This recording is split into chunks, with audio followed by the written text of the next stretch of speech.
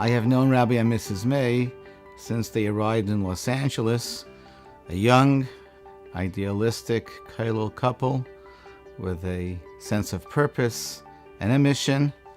And now, 35 years later, one can look back and say that Rabbi and Mrs. May have helped shape the Los Angeles Jewish community. The whole landscape of the Torah community has changed during these past 35 years, and certainly Rabbi and Mrs. May played a very large share. I know Rabbi May for many years, being I lived in LA. Rabbi May is known as a selfless person, a person that gives away and gave away his life just to work for the klal. My Shver is an amazing person. He really has a lot of responsibilities that he puts on his back. He's the president of the Rabbinical Council of California, and he's been doing that for probably like 15 years, even though the usual term is like 5.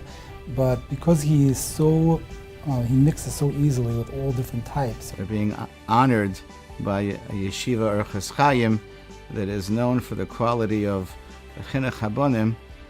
I feel that the most noteworthy quality that I can stress at this evening would be the fact that they are outstanding parents.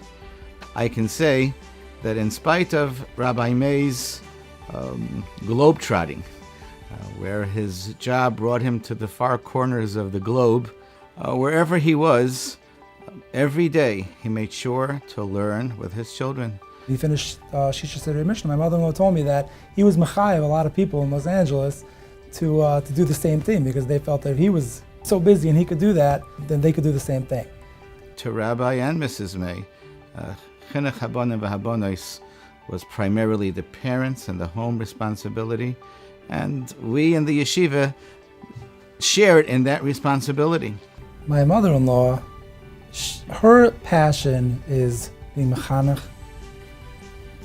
generations, her own children, her talmidos. There's nothing that my mother-in-law loves more than getting something from the yeshiva, saying that one of her children was good in Kesser Tefillah, getting a good davening, and she sees that her highest value of chinuch is being carried on to her children and her grandchildren. Reb Meir actually, his roots are in Lakewood. He was here as a young child. His parents had a store.